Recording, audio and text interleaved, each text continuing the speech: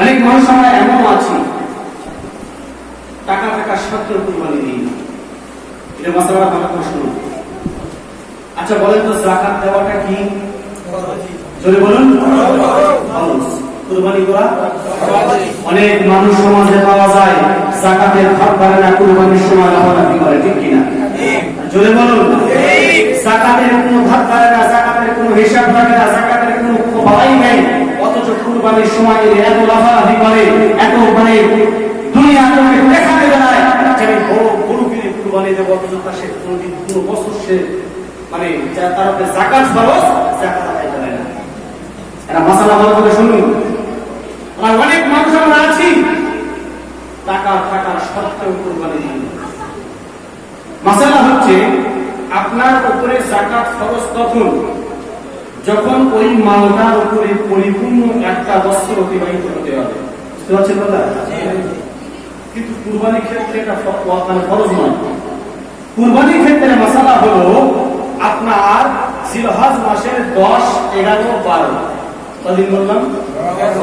জিলহজ মাসের 10, 11, 12 এই 3 দিনের মধ্যে যদি আপনার কাছে যাবতীয় খরচা পানি বাদ দিয়ে যদি আপনার কাছে 52.5 ভরি রূপা বা 7.5 তোলা সোনা, এখানে তো 7.5 তোলা হিসেব হবে না, সে ধরতে হবে বা 52 ভরি রূপা।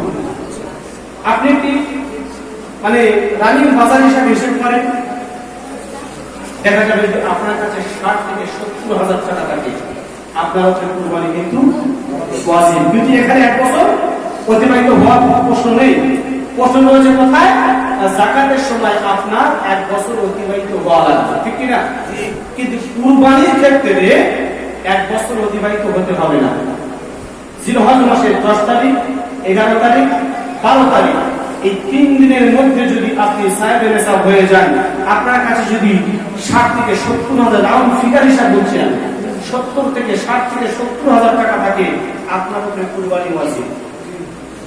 কথা বুঝতে পারছেন? ধরেন আপনার কাছে টাকা নাই, আপনি কুরবানির একদিন আগে 1 লাখ টাকার মাল বিক্রি করেছেন। এই মাসলাটা কি দেখতে বলে যাচ্ছে?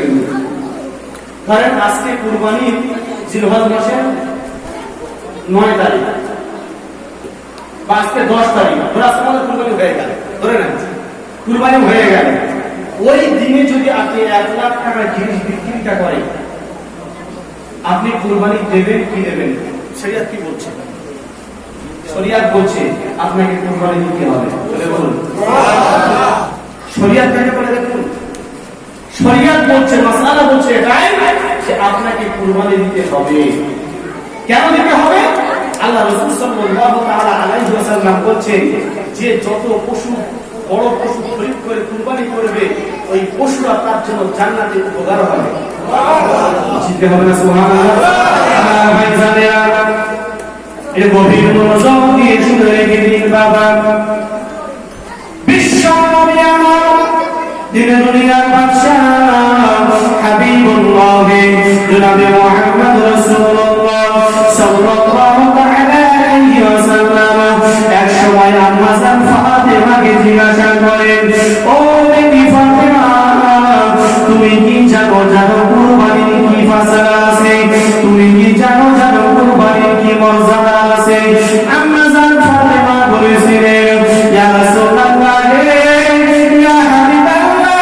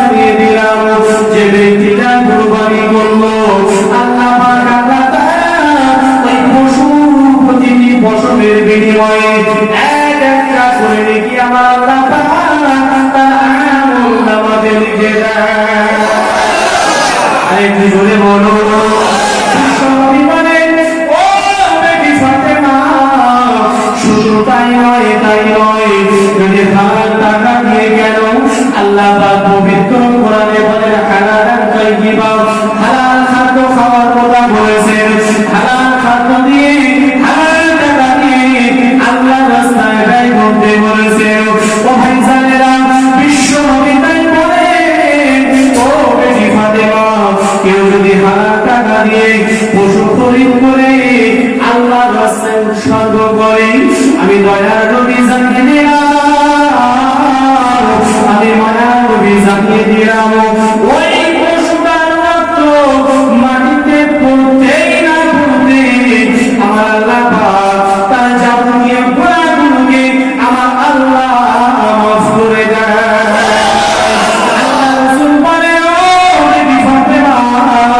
কুরবানি তার মর্যাদা শোনার পরে, কুরবানির ফজিলত সম্পর্ক শোনার পরে যারা দুনিয়ার জমিনে কুরবানি দাতা কুরবানি দিল না, আমি রাসূলুল্লাহ তাদের প্রতি লানত, আমি রাসূলুল্লাহ তাদের প্রতি লানত জানিয়ে দিলাম, তারা যেন আমার ঈদগাহের ময়দানে না আসে। বুঝতে পারছেন কথা? কে বলছেন? কুরবানি দেওয়ার ক্ষমতা আছে, কুরবানি দেওয়ার সামর্থ্য রয়েছে, তারপরেও সে যদি কুরবানি না দেয় সে যেন আমার ঈদগাহের ময়দানে না আসে, তারা তাকুরবান্না মুসাল্লাহ, সে যেন আমার ঈদগাহের ধারে পাশেও না আসে।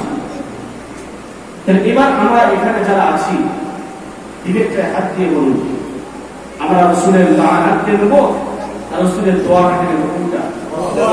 আমার ভাই জানেরা এবার একটু ভালো করে শুনুন, তাহলে আপনি হালাল টাকা দিয়ে কেন কুরবানি করবেন?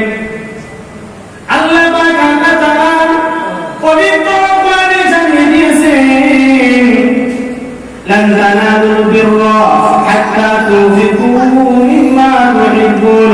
আমি আল্লাহ পাক জানিয়ে দিলাম, তোমরা দুনিয়ার জমিনে যতক্ষণ না পর্যন্ত তোমাদের প্রিয় বস্তুটাকে আমি আল্লাহ আমার রাস্তায় উৎসর্গ না করবে, ততক্ষণ পর্যন্ত তোমরা মুমিন হতে পারবে না।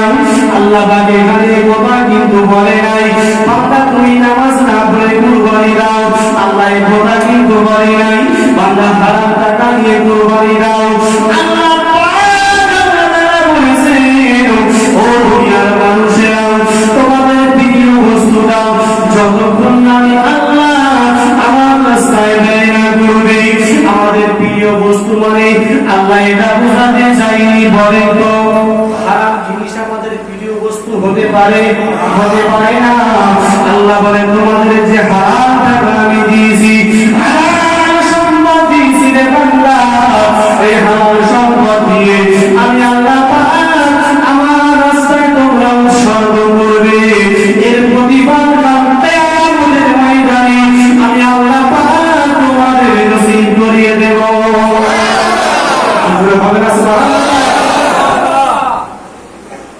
যেহেতু আমাদের সামনে পবিত্র ঈদুল আযহা অর্থাৎ কুরবানির দিন, যার কারণে আমি ঘুরে বাড়িতে দিতে আসি, তার আপনি যদি নামাজ না পড়েন, যত টাকা পশু খরিদ করে কুরবানি দেন কেন, আল্লাহ বলছে বান্দা তোমার পুরো ইবাদত আমার কাছে গ্রহণ হবে না। ধরে একটা মানুষ 100 বার হজ করেছে, প্রতি বছর যাকাত দেয়, ভালো করে বুঝেন, প্রতি বছর এতিম মিসকিন দান খয়রাত যাবতীয় সব কিছু করলো, কিন্তু সে নামাজ পড়ে না, হবে?